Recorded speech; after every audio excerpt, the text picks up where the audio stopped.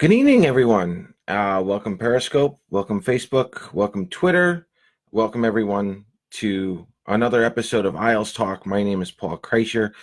I am your host once again, and we're going to have a very, very interesting show. Thank God this is All-Star break. Everyone, absolutely, including Islander fans, needed a break from all of this.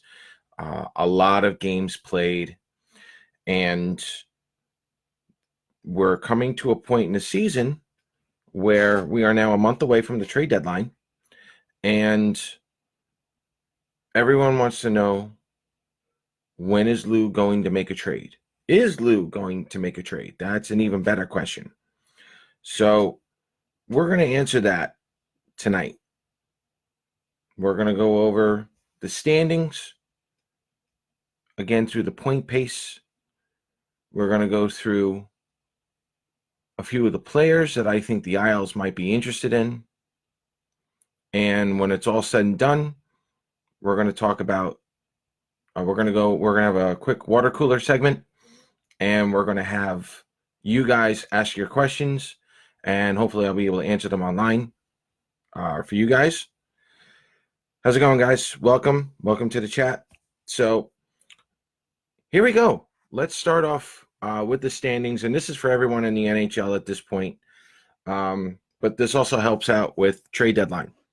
Who's actually going to be trading? Who's selling? Who's not? Who's going to hold off? So going through the standings right now, let's just start with the Metro. The Metro Capitals are on pace for 119 points. The Pittsburgh Penguins are on pace for 110. The New York Islanders are still in third, ladies and gentlemen. They have not fallen or dropped off drastically yet. They're on pace for 105. The Carolina Hurricanes are at 100, and so are the Columbus Blue Jackets. Now, I have to say, good for the Columbus Blue Jackets. No one saw this coming. Honestly, we didn't have any expectations for this team this year. We didn't know what they were going to do. Good on them. I'm glad they're making this interesting.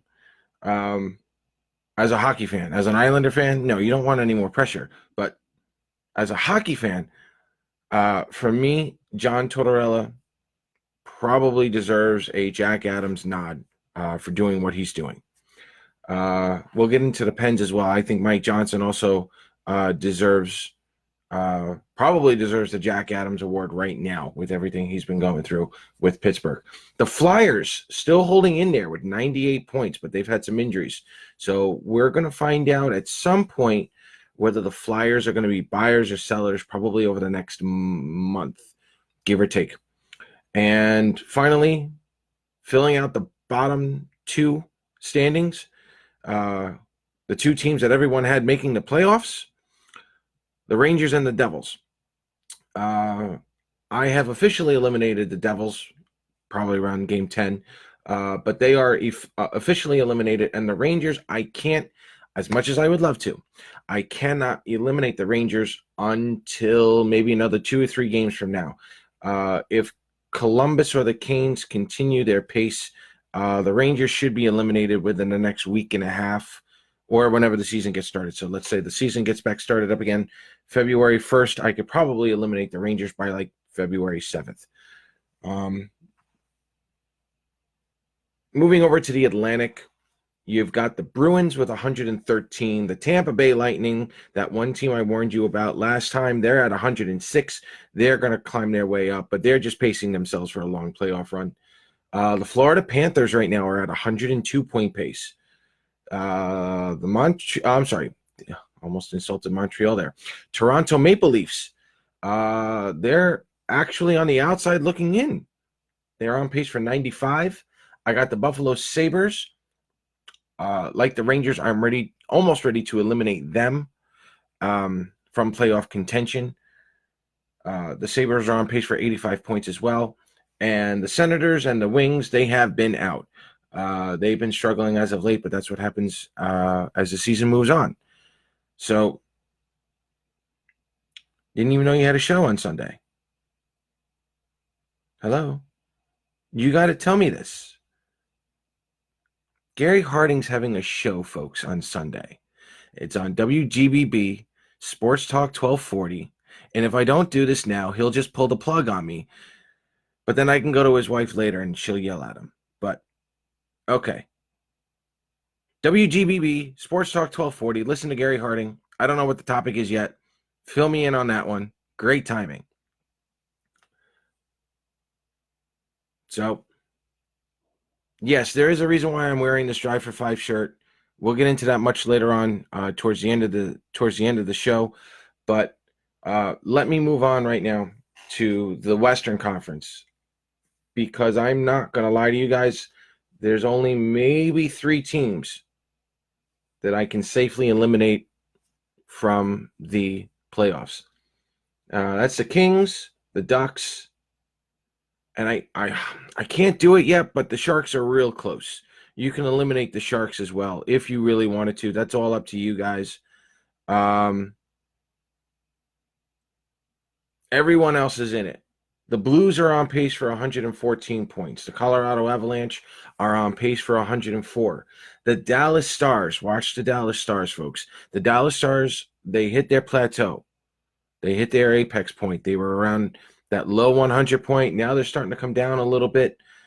They were at like 103. They're now down to 99. Watch to see how far they come down. The Nashville Predators, believe it or not, they are still in the playoff mix. They're on pace for 89 points. The Winnipeg Jets somehow have just dropped out of the standings and out of the playoff race for a little while. They're on pace for 87. The Chicago Blackhawks are also on pace for 87. Go Hawks. Always have a little special, a soft spot for them. And some way, somehow, the Minnesota Wild are still in this with an 85-point pace. So the Central Division is an absolute mess, but it's competitive. It's not like the Atlantic, but the Central, there's a lot of competition going on, and I think there's going to be some competition probably for 3rd or 4th place if the other teams can hold up. But again, next month from now, we're going to find out. Yeah, Isles misery. And then moving on to the Pacific Division. I haven't seen something like this in I can't tell you how long. The Vancouver Canucks, good for them. They're on pace for 97. The Oilers are on pace for 95. The Flames are on pace for 93. The Arizona Coyotes are on pace for 92. The Vegas Golden Knights, if you had Vegas Golden Knights on pace for 90 points and possibly in 5th place with the last wild card spot, no one had that. That's what they're at. 5th place in the Pacific, on pace for 90 points. And that's why Gerard Gallant got fired. And then you have the San Jose Sharks with 75, the Ducks with 73, and the Kings with 67. So there's only 2 teams right now that I think would be in a trade deadline mode. It would be the Kings and the Ducks. The Sharks, like the Rangers, give them another week. Maybe not so much. Okay, Vegas wins and the Sharks lose. That's it. Sharks are out. I love playing the percentages because you really can eliminate these teams to the day. It's great. It's less stress on me anyway. So that's it. That's it in a nutshell. Those are the standings, but I wanted to let you, I needed to show you guys the standings first. Not a lot of trade partners yet. Not a lot of trade partners. The number's growing, and it's going to grow over the next week. You're going to have the Sabres, the Canadiens, the Senators, the Wings, the Rangers, the Devils, the Kings, the Ducks, the Sharks. And at some point, might be the Minnesota Wild and the Chicago Blackhawks. That they might hold off for like another 2 or 3 weeks. And unfortunately, I may have to include the Winnipeg Jets. I may have to. So over the next week or two, we got another bye week here. Starting in February, look for the teams who are continuously losing, because then you're going to see them in the seller's market. They're going to be selling everybody. So there you have it. So we're going to get into the discussion of why hasn't Lou Lamoriello, the Islanders GM, made any trades yet. So the easy part I just explained. Okay. Not a lot of teams are really eliminated yet. And they're going to be. Second, I'm going to come out and say it. He hasn't had a need to. He hasn't. So why do I get to say that? Because that's what I was hoping for from this team when I did my end of season preview of the team. I was hoping that the Islanders everyone would be brought back, and that the improvements would be from within without having to go to free agency. Granted, I know before you guys jump on me, Panarin would have been nice. I know. But I didn't have Panarin coming to the Islanders. Didn't have it. Didn't have him. So I wasn't that disappointed when I found out Panarin went to the Rangers. I just wasn't shocked. But the Islanders improved from within, and allow me to tell you guys how much they've improved. Devontae's over a full season right now. Actually, let me stop there. Let's do the top 6. Do the Islanders need a top 6 forward? Not really, according to the numbers. Okay. I know what you guys are looking for, but we'll get into that in a minute. Josh Bailey, he's back on pace for 50, 55 points. And in all honesty, you need at least 50 to 55 points if you're going to be a top 6 forward in this Barry Trotz style and system. Bailey's now back on that pace. Thank God. Okay. Granted, he's never going to be left alone until he's traded or he retires, but it is what it is. Okay. Moving on, Jordan Eberle. Despite the shortened season so far, Jordan Eberle, he's on pace for 44 points. He had 37 last year. And if he can continue his scoring pace, he's going to be well into the 50s. That's my hope. Far better than what he did last year. Brock Nelson is doing his regular 60-point games. Brock Nelson fits this system like a glove. There's really no other complaints that I have with Brock. Thank God.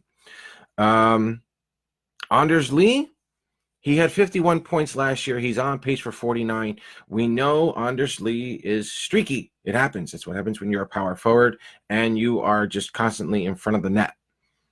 The goals will come in bunches for him. But as long as he continues to put up the points, Lee, all the old core guys are doing just fine. So you're in your prime core. If you guys have been following my show, that the Islanders have 3 cores: the Twilight, the Prime, and the Future.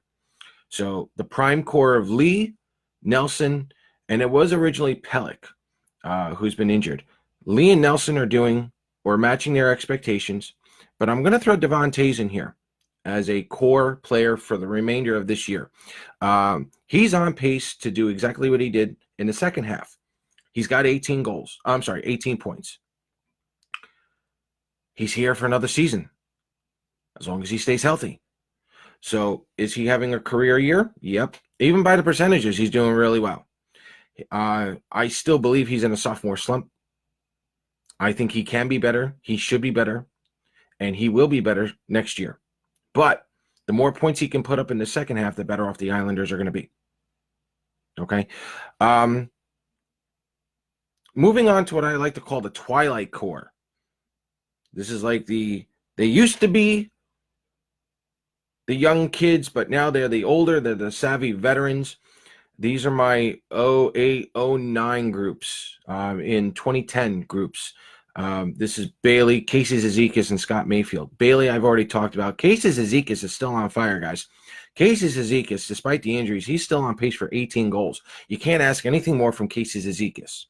And Scott Mayfield, believe it or not, even in Adam Pelech's absence, Scott Mayfield's on pace for a career year as well. He had 18 points last year, and he's on pace for 21 right now. So if he can get a little more involved, could I like to see 25 points, 27? Why not? Get greedy with him. That'll work. And then finally, the most important part, the young core, my future core.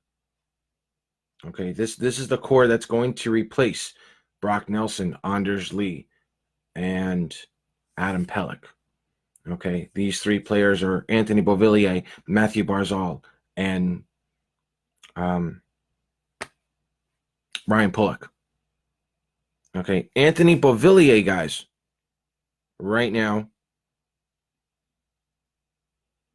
I lost him. Oh, there he is. Anthony Beauvillier had 28 points last year. He's on pace for 49, guys. That's borderline close to being a top 6 forward in a Barry Trotz system. He's got it going for him. Matthew Barzal was on pace for 60. He had 62 points last year. He's on pace for 70. Last year, he was a -5. Right now, he's a +3. He's working. He's learning into the system. And I'm going to agree with Tommy on this one. I think, because Tommy and I have had this discussion before, I think Matthew Barzal is a more complete player at his age than John Tavares was. And that's going to be big for the New York Islanders heading into the future. I know. Mayfield, the spearing, I know. There's a lot of dumb penalties that Scott should have just never taken. That move should never have been done. But let's do that during water cooler talk. We can talk Mayfield during the water cooler talk. That's a good one too. That's a good one to talk about. So Ryan Pulock, guys. Ryan Pulock had 37 points last year, and he's now on pace for 40. I would love to get him up to 45. I would love to get him more power play goals, more power play points. And for those of you that did not read my latest article, go read that one on the power play points and what separates the top 4 teams from the Islanders. The top 4 teams being the Bruins, the Blues, the Capitals, and the Tampa Bay Lightning. I consider them the top 4. There's a certain criteria, especially when it comes to the power play, that separates them basically from the rest of the league and especially the Islanders. And it's something that the Islanders, it's going to affect them. Okay, the Islanders don't get a lot of power play opportunities. And B, I don't feel that the defense really gets involved in much. And they should, because if they do get involved, they're going to be like the other top 4 teams. But to lose point, everyone's improved in the system. And it was what I was hoping for and what I had explained last year. So from that standpoint, Lou hasn't had a need to make a trade. However, we're now at a point where you have to believe that the Islanders are going to be a playoff team. You have to. You have to believe that the Islanders are going to be a playoff team, and they need help to get up past the first round, past the second round. So what do the Islanders need to compete with the other 4 players, the other 4 teams? Well, the one thing that all 4 teams have is that they roll 4 lines. They roll 4 lines. The Islanders don't have that right now. And throughout this show, I'm going to explain, not explain. I want to show you what I think the Islanders should do, or what they may do. Who knows? What they may do to form a third line and have Barry Trotz run 4 lines at any given time and have the system work 100%, because I don't think that's why the Islanders have been succeeding as much as they have lately. And if I'm not mistaken, the Islanders have basically gone 13, 12, and whatnot over the last 20 some odd games. 30 games almost. Okay? You need the 4th line to keep pace. So, here we go. Elliot Friedman reported a couple of days ago that a team had asked Travis Zajac if he were available, and he said he would bet everyone's mortgages that it was the Islanders. And I'm not going to lie, I'm not surprised to hear that. I'm not saying the Islanders pitched a deal or whatnot, but Travis Zajac has always been a Lou guy. And let's face it, Travis Zajac reminds me of Filppula, Franz Nielsen, Mikhail Grabowski. We want to go back in time a little bit. Dave Scatchard. Okay, those are third-line centermen. So, do we know what Lou is going after?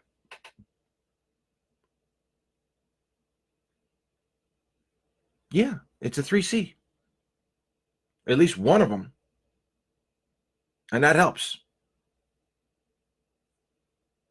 Okay, so I know Art Staple came up with a beautiful list. If you didn't go on The Athletic, find it somewhere. He came up with a great list. Some of those names are actually on my list, but for me, I think it's also going to show another reason why Lou hasn't been able to make any trades.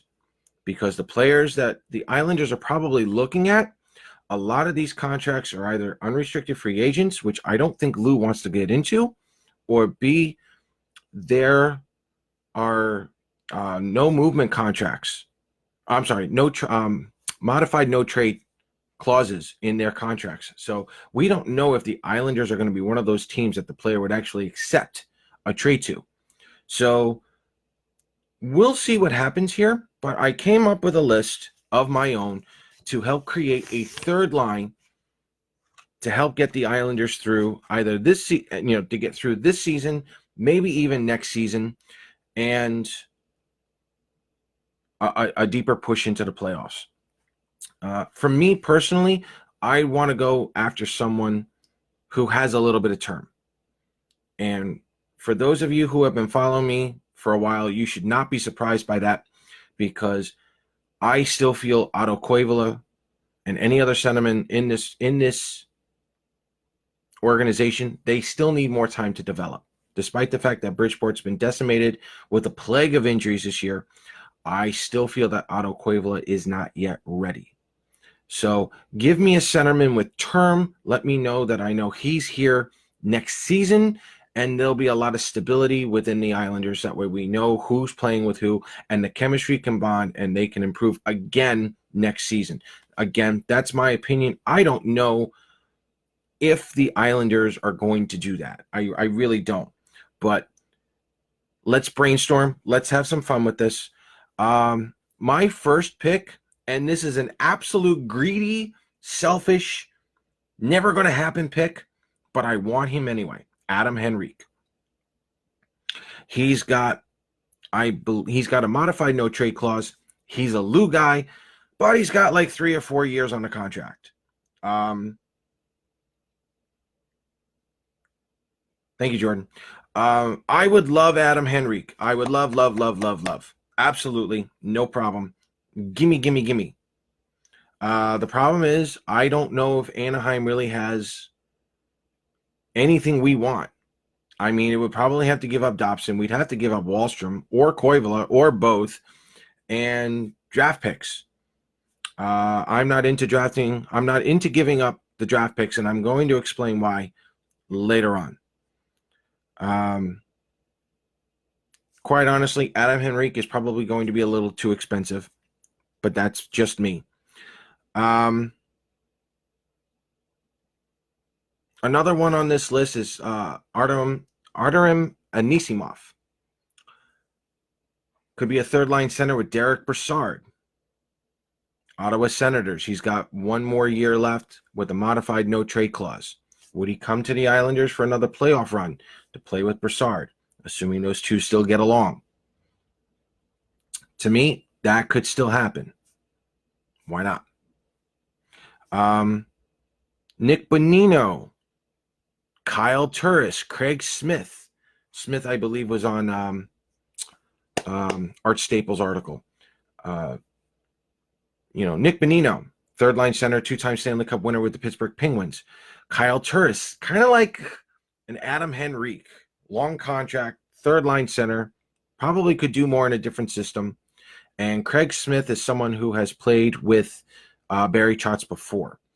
But again, they're with the Nashville Predators, and right now the Nashville Predators, they're in the thick of the playoff race. I don't think, here's the other thing that I believe. I don't think Lou is going to wait until the trade deadline. I think he's going to make a trade much earlier than that. So that way it gives everyone enough time to form that third line, get the chemistry going, and see what Trotz can really do. Because the standings are very, very close together. If Lou can pull the trigger on a trade tomorrow, I think he would. So I'm not hoping that Lou. I'm hoping that Lou doesn't wait until the trade deadline. I'm hoping for a lot sooner. So that's the Nashville crew. Out of the three, I wouldn't mind Craig Smith, and I wouldn't mind Nick Bonino at all. But those are the guys that I think the Islanders could pursue. Couple of guys that kind of makes sense, and this is more of a teams that are in cap trouble that the Islanders may be able to help out. I'm going to go right now off the board here, guys, and I'm going to get yelled at by you guys. I'm going to go to Philadelphia. If Philadelphia, they do have some injuries. Carter Hart's been injured. They are a little bit on the injured side. They're on the expensive side in terms of their caps. I would love to take a stab. I would love to take a stab at Scott Lawton. And the reason why I say Scott Lawton is because he is a third-line center, but he was also Michael Dal Cole's center for the Oshawa Generals back in 2013-14, and I think in 14-15 when they won the Memorial Cup trophy together back in Oshawa. So if the Islanders could somehow pry Scott Lawton away from Philly, that's my sneaky move. That's one sneaky move. Another move that could work out with a team that has some cap issues, the Buffalo Sabres. Marcus Johansson. Again, he's got 1 year modified no trade clause, but do you really want to be stuck in Buffalo? Marcus Johansson played under Barry Trotz with the Washington Capitals. I believe they won the President's Trophy together. And they were losing to the Pittsburgh Penguins when Pittsburgh was winning their 2 Stanley Cups. Marcus Johansson would certainly be a big help to the Islanders. And again, he's only here for another year. I wouldn't mind that. What's up, guys? Another team in cap trouble. St. Louis Blues. Tyler Bozak, a former Lou player with the Toronto Maple Leafs, ended up going to the Blues and winning a Stanley Cup. Is there enough room for Tyler Bozak? Do the Blues still want Tyler Bozak? Bozak, to my knowledge, he has 2 more years left, so I believe it's this year or next year. But again, a modified trade clause. Could the Islanders be able to pry Tyler Bozak out from St. Louis? Again, this is being a selfish move. I would love to see if the Vancouver Canucks would be able to give up Brandon Sutter to the Islanders. Brandon Sutter would be a perfect third-line center for the Islanders. He fits the mold, and he's getting number 21 with that last name on it, and just take my money. Just take my money. I would love to get Brandon Sutter. Again, for selfish reasons. Selfish reasons. Nostalgia. Okay, we're going after Lou, guys. If Minnesota could pay half his salary, I'd go after Zach Parise. Why not? If there were even thoughts of going after Kovalchuk, what's wrong with at least thinking about going after Parise? Again, nostalgia's sake. Why not? Couple of off the radar, couple of sneaky moves. Kind of on the cheap move. I'm looking at Sam Bennett from the Calgary Flames. I think that's a kid who just really needs a change of scenery, and I honestly would not have any problems trading Josh Hosang for Sam Bennett right now. Get it done and over with. Another case could be made for Mark Jankowski of the Calgary Flames. He would probably take a sixth-round pick in this year's draft. Actually, the way things are going, we could probably do a sixth-round pick in 2021, and I think Calgary would take it. That's a sneaky pick. That's a very low-risk, high-reward situation there for the Islanders if they were to go that route.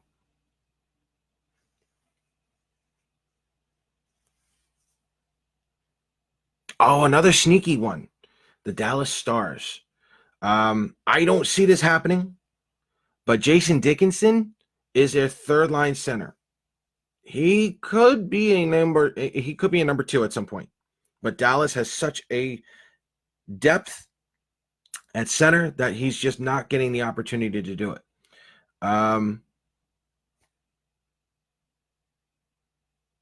Do I see it happening? No. Would I love that move? Absolutely. So those are my those are my guys. And honestly, if I had, I did have Sam Gagner, but I'm going to take him off.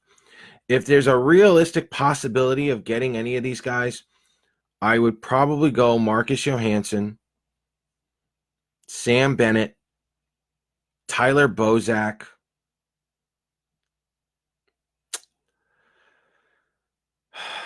I really want Brandon Sutter, but that's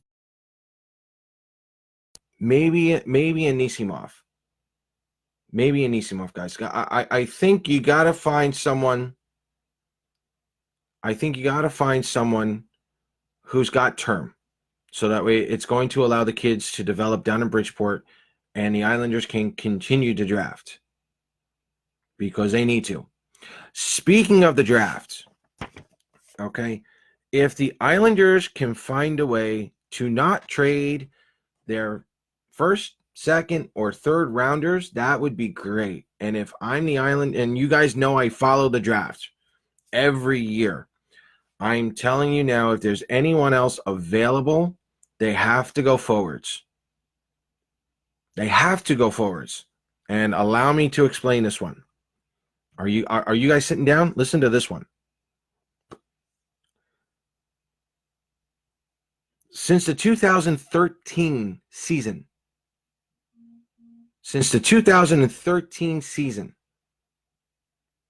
only 4 players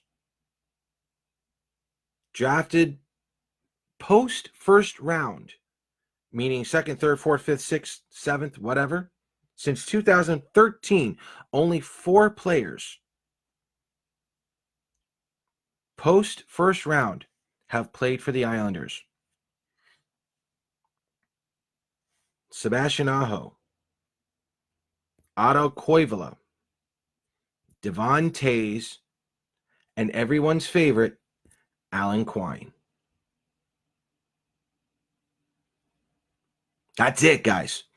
4 players from almost 5 drafts below the first round have played for the Islanders.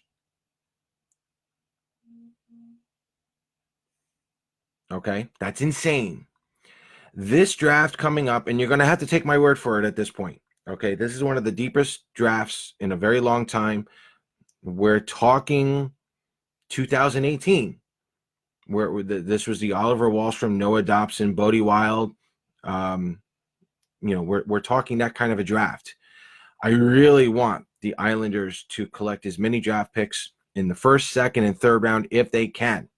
Because if they do that, and I've been told this many times before by quite a few NHL scouts at this point, if the Islanders scout and draft really well in this draft year, the Islanders will be set for the next decade. They will be set for the next decade with this draft if they do it correctly. If the Islanders want to give up a 4th rounder, that's fine. If the Islanders want to give up a 5th rounder, no problem. If the Islanders can keep their first and second, at least their first and seconds, don't trade them away. Third rounder, it depends on who we're going after. Okay, I can't see the Islanders trading a third rounder for Tyler Bozak when we're helping out St. Louis clear pretty much $5 million. Can't see it. I could also see Lou trading the 2021 picks. That would be okay. A second round 2021 pick? Okay, I'm all right with that.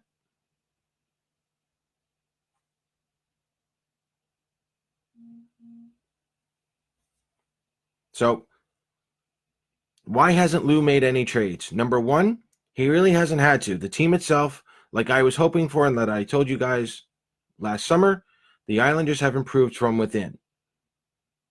Now the goal for the Islanders is to properly develop their players and slowly transition them into the organization to make another long run at the Cup. Now, the other goal is to find ourselves a third line. Now, we talked about the 3C. Those are the players that I think the Islanders were going for.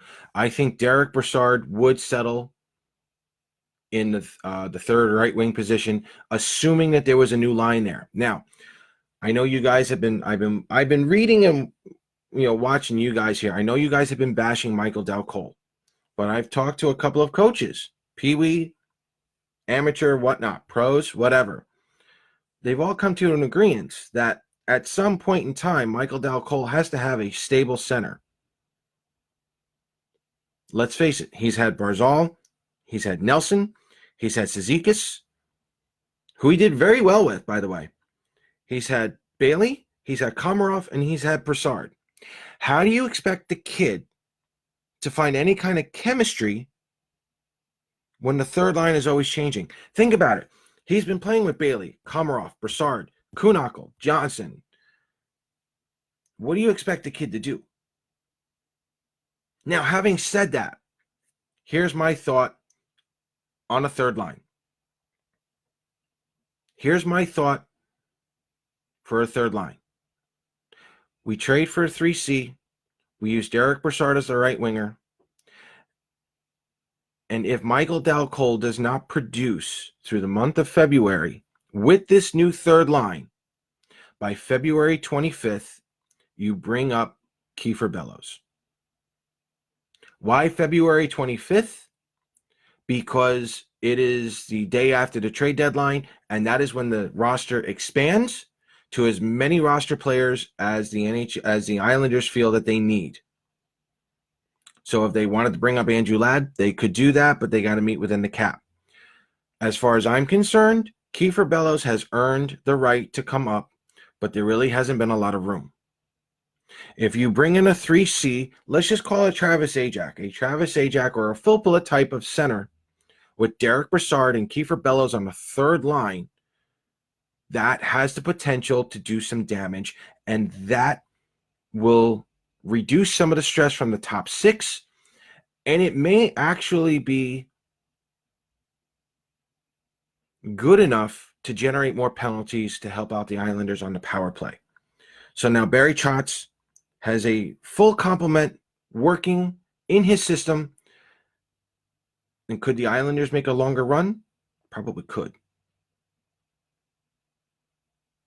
They probably could. So for me,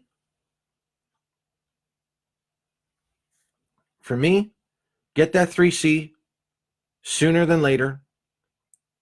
Form up with Michael Del Cole and Derek Brassard. And if Michael Del Cole does not produce, you bring up Kiefer Bellows on February 25th. And see what happens from there. Got to play the youngins at this point or at some point. He's earned the right to come up, and I think he may do just fine. Andrew Ladd, nothing wrong with Andrew Ladd. He's playing, he's scoring goals left and right, but it's all about the knee. Is the knee healthy enough for, the NHL? That's going to be the question. Now, in terms of defensemen, we're losing, obviously we lost Adam Pelech for this season. Again, I'm comfortable with Sebastian Aho getting in a couple of games, even for now. But if the Islanders do make a trade, I'm not going to lie, guys, I think it's going to be real simple. I think Andy Green is coming over to the Islanders. I do. I think Andy Green's coming to the Islanders. It's in his last season. He's an unrestricted free agent. I don't think the Islanders are going to go after anybody with term, because then that's just going to hinder Noah Dobson. Unless, for me, this is what I'm getting. For now, I don't see a lot of changes with the defense, even into next season. For right now, I don't. If you bring in someone with term, you're basically telling the fan base that Noah Dobson's going to spend, or at least start the season in Bridgeport, and with the intention of staying there for the entire year. You guys know me. I don't have a problem with that. I'm sure you guys would. So I think Andy Green comes in as an unrestricted free agent. He'll just play out the last couple of months, and he may retire after that. I don't see a future with him, with the Islanders and so forth. But I think Sebastian Aho probably would become next year's 7th defenseman, unless he's involved in a trade. You never know. So those are my thoughts for the trade deadline. Again, I tweeted this out a couple of days ago. I think the move is going to be very subtle. It may not be the sexy pick that you guys are looking for. I don't think it's going to be a sniper. I don't think there's anyone around, unless you're going to go for Kovalchuk or Parisi. So, very subtle. I don't think there's going to be a lot of movement going on, but it's going to improve the system, which is what the Islanders need to do to get into the playoffs. Well, they're going to get into the playoffs, to go deeper into the playoffs. So it's water cooler talk time. Questions, comments, concerns. Can we get a new AHL coach? If we have the healthy players. We've been hit with a plague. Decimating just doesn't describe what happened to the Sound Tigers this year. I don't think that's all on the coach. And again, to Thompson's credit, Koivula didn't really look out of place. Wallstrom didn't look out of place. Kiefer Bellows is coming out and playing the system, the 200-foot game. He's earned the right to come up and take a spot. The players who have come up, even Bardreau, they haven't looked out of place. They just haven't been able to produce yet. They're not yet there. Give Thompson a little more time. So, really, you guys are going to leave me without any questions whatsoever? I'm shocked. I'm ready to leave. Lack of scoring. We need a top 6, not a bottom 6. What do you mean by a top 6? So there's, for whatever reason, there's a lot of going on here that the Islanders need a top 6 forward. Guys, the Islanders are on pace for 240 goals. What do you mean we need a top 6 for? You need 4 lines to beat all the other good teams. And if you're looking for a top 6, that's fine. Who are you looking at?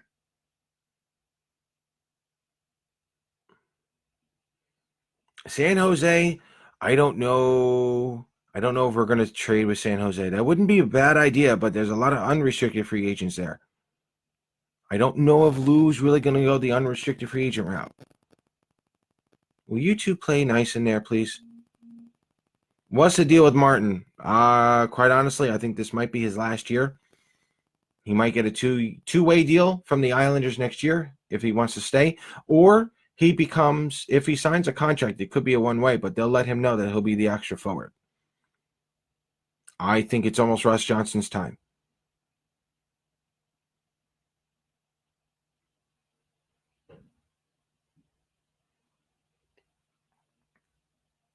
LA, Anaheim, New Jersey. Why do I think it is? Well, there's a couple of combinations right now. Those bottom teams, they're playing for their jobs. They're playing for their lives. There's more motivation. Some of those coaches have been fired. Some of those players are on expiring contracts, and there's a bunch of young kids who are young and hungrier than the Islanders when the Islanders show up. And as we have seen, the Islanders, for a good chunk of this season so far, they have not played to that system the way they should be playing. So there's that. Okay. Could the Islanders players be taking the other bottom teams to, are they taking them for granted? They could be. But at the same time, there's more hunger, there's more drive, there's something to prove from those bottom six teams, especially from the players, because this is their livelihood. If they can stay in the NHL, that's the goal. So they're really motivated to do whatever they can to stay in the NHL. What can be done to address it? That's hard. It's experience.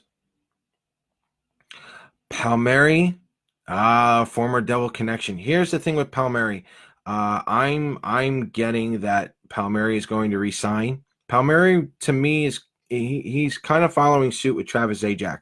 I think Palmieri is going to sign a long-term deal. I think with New Jersey. I don't think he really wants to go anywhere. Nikolai Ehlers. I love Ehlers.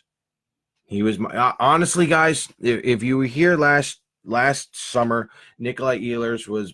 I wanted him over Panarin. I think he fits the system very nicely, and right now I don't know if he is available. I don't. I haven't heard anything on Ehlers right now. Ehlers is going to carry a $6 million contract, so that would have to be that would be a major trade. I don't know if Lou is really into making a major trade at this point. But come the summertime, maybe.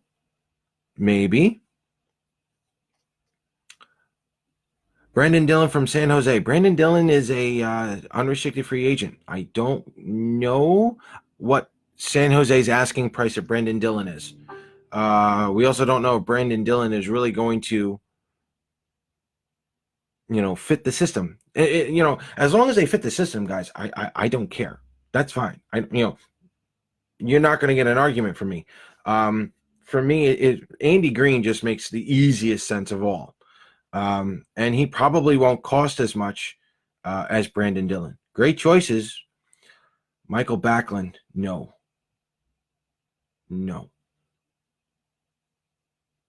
Yeah, I agree, David. Let's worry about adding a top six after the season. I think that's when it's going to happen most. I don't see the Isles going after Kreider. I don't think that'll happen. I don't see the Islanders getting to Foley. It's very much like Panarin. There's a couple of teams ahead of the Islanders when it comes to those players. I just don't see the Islanders in that mix. If we had to come up with a ranking, I'd probably put the Islanders at 5th or 4th of chances of landing to Foley.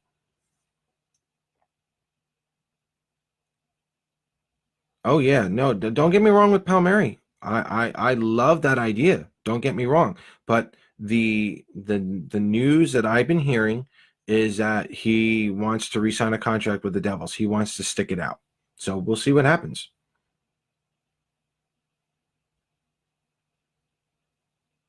Look at the rest of the teams scoring. Yeah, but let's flip that over. Look what it took the Pens and the Columbus Blue Jackets just to get to this point. Honestly, guys, if you think the Pens are going to be able to hold on to this streak for the rest of the year, okay, I'm going to respectfully disagree. The Penguins still don't have the defense to make a long playoff run. They are going to be the Toronto Maple Leafs of the Metro Division. They're going to try to win on offense and great goaltending. That's it. Honestly, guys, if the Islanders make this trade for a 3C and they develop a third line, I don't care if the Islanders are away or if they have a home ice advantage against the Pittsburgh Penguins in the first round. I've got the Islanders winning, hands down. Brock Nelson deserved to be in the All-Star game, yes. But here's the thing with the Islanders in general. The Islanders are one of the worst teams when it comes to the fantasy league. There's really not one good person to pick, yet the whole team wins. So as far as I'm concerned, yes, Brock Nelson probably did deserve a all-star nod. He did. But because of the system that's currently being played, I I personally, I don't like the All-Star game. I don't like the All-Star game. I'm not into it. Um, they don't have all of the best players. I know each player is represented, each team is represented with one player. I don't like that. Give me the best. That includes the skill competition. Okay? Give me the fastest skaters in the NHL. Invite them. The hardest slap shot. Ryan Pulock should be there for the hardest slap shot. Zdeno Chara should be there for the hardest slap shot. You understand where I'm going with this? Give me the best.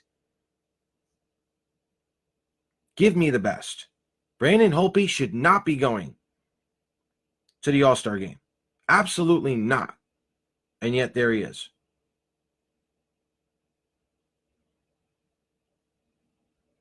Sorokin blows us off. Absolutely not. No, Sorokin's here. He's coming. Clutterbuck will be back at some point. We don't know when. I'm going to. Oh, is he coming back in February? I'm probably going to go after the 25th. That expanded roster, I think that's when he would probably come back if there was a chance. But we'll see. Why am I so sure that we are making the playoffs, Rich? Great question. That's fine. Fair question. 2019 calendar year, the Islanders ended up being the fourth best team in the NHL. We were on pace for 110 points. The only teams ahead of us were the Boston Bruins, the Tampa Bay Lightning, and the St. Louis Blues. That's it. We lost to the Eastern Conference champs. We lost to the President's Trophy champs. We lost to the Stanley Cup champions. Those are the only four teams we lost to. Now, despite the record right now, the Islanders are still on pace for 105. A 4-game winning streak puts the Islanders back on pace for 110. That's it. Can the Islanders do that after enough of a break? They better. Could the Islanders go on a 4-game winning streak, making the proper trades at the right time? You bet. Thank you, sir. Yeah, we're going to get into that. Varlamov should be the goalie in the All-Star game as well. No, again, I think Varlamov is the product of the system. Toffoli, yeah. Again, I don't know. What about Detroit? Can we pick up any useful player from Detroit? You know what? Good question. I was hoping for Athanasiou, but I just noticed that Athanasiou is on the injured reserve, so I don't know how long he's there for. That's a risk reward type move. I don't know. We're not going after Franz Nielsen. No. Athanasiou would be a decent choice from Detroit. He would certainly be a spark, but I don't know if he plays center all the time. I know he plays left wing more often than not. Larkin from Detroit. No, he just signed a long-term deal. Rangers deal Georgiev. They might.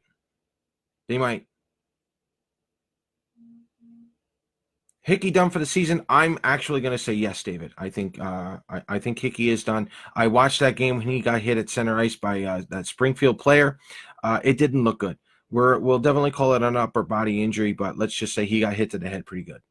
He got his clock cleaned on that one. So we'll see how long he's out for. My fear is that Thomas Hickey has become a Mikhail Grabowski casualty because of past histories with that as well. So we'll see what happens on Hickey. Pajot for Bellows in a conditional third, and the conditions being playoff positioning. If the Pajot were to sign a new deal. Yeah, see, I did not bring up Pajot. Pajot would be a phenomenal. Pajot is like Adam Henrique. That would just be greedy. But the problem is Pajot is an unrestricted free agent coming up. And again, I've had enough people tell me that I trust, people that I trust at this point, tell me that Pajot is more likely than not re-signing with the Ottawa Senators. So I'm sure the Ottawa Senators are going to do their due diligence, and they're going to find out how much Pajot is worth on the market. But there's no guarantee of Pajot signing with any other team.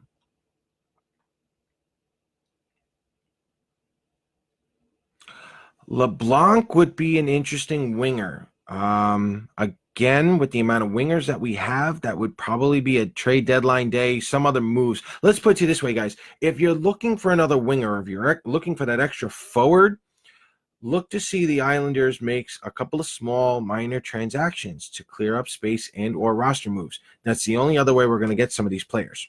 So be on the lookout for that for this month. Ottawa wants 2 first-round picks for Peugeot. Hell no. No. That's the end of that.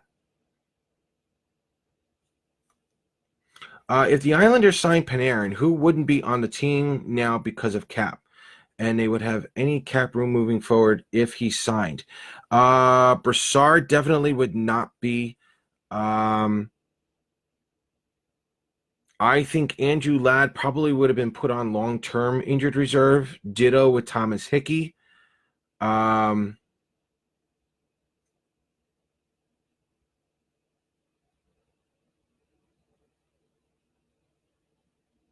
Great question. Does Johnny Boychuk get bought out? Does Jordan Eberle resign if Panarin? Does Anders Lee resign? I think Anders Lee resigns, but does Jordan Eberle get re-signed if Panarin was signed? That probably would be the other one.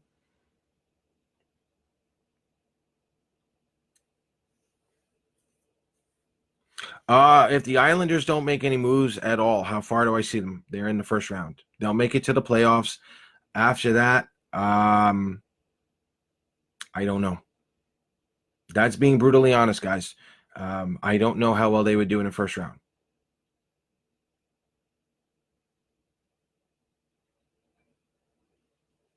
Absolutely, Brian Sullivan. I said this in the beginning of the show. I think you can hand Sullivan the Jack Adams Award right now.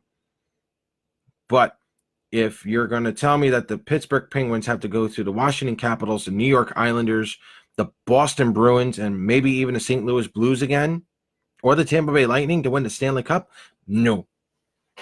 Pittsburgh doesn't have enough firepower. And that's the truth. They don't have enough firepower. They don't have the depth in defense to withstand 4 lines from each of those teams. It's just not going to happen. Yes, Barzal can survive in the long term. Yeah, I think Barzal is still maturing. Give Barzal a little more time. So, all right, guys, we're closing in on 8 o'clock here. I have another small announcement to make. I have been asked to MC a cancer fundraiser at RC Dugan's February 23rd, which is literally a month from on Sunday. It's for cancer, the Islanders Children Foundation and the Volpe family, and I'm sorry, there was another family involved. But Tommy is hosting it. I've been asked to MC it. It's $60 for an adult, $30 for children. Yes, children are involved. I will be running a 4-hour show there from 11:30 to 3:30.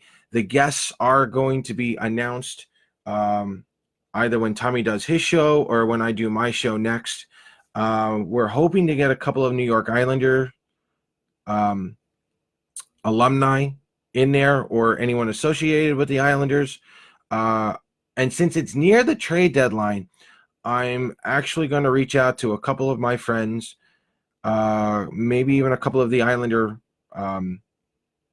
bloggers and, the podcast guys, if they wanted to come in and do a trade deadline water cooler talk segment at the show. So we're going to let you know whoever is showing up on those shows, but we invite you to come. There's going to be a ton of raffles there. There's going to be baskets.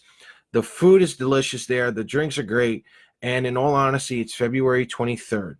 You can either pregame at RC Dugan's from 11:30 to 3:30 and join us at the San Jose game at 5, or you can probably freeze your butts off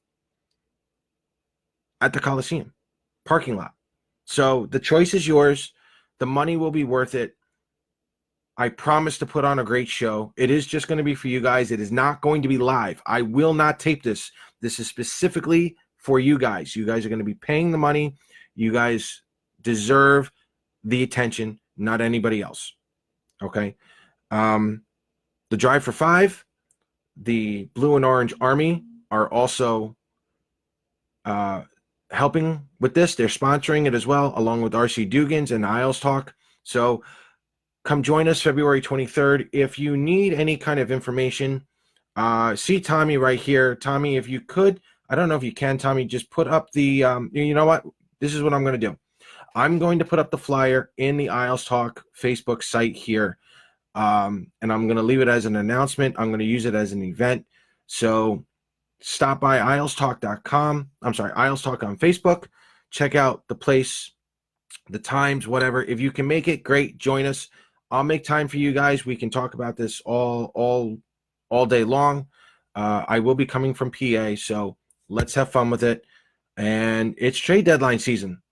Let's have fun with this. If there's something you don't like, we'll talk about it. If there's something you love, let's do it. I would love to meet you guys. It's always been a lot of fun conversing, and you know me. Your opinion is your opinion. That's fine. There's no right or wrong answer unless you're Randy.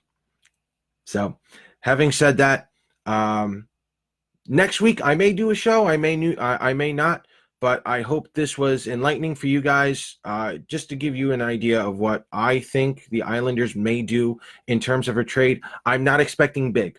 I'm expecting subtle.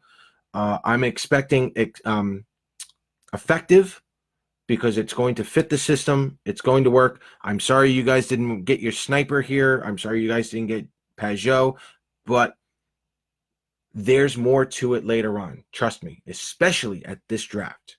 So hang in there. Let's go Islanders, and we will talk to you guys very soon. Okay? Have a good night, guys. Let's go Islanders.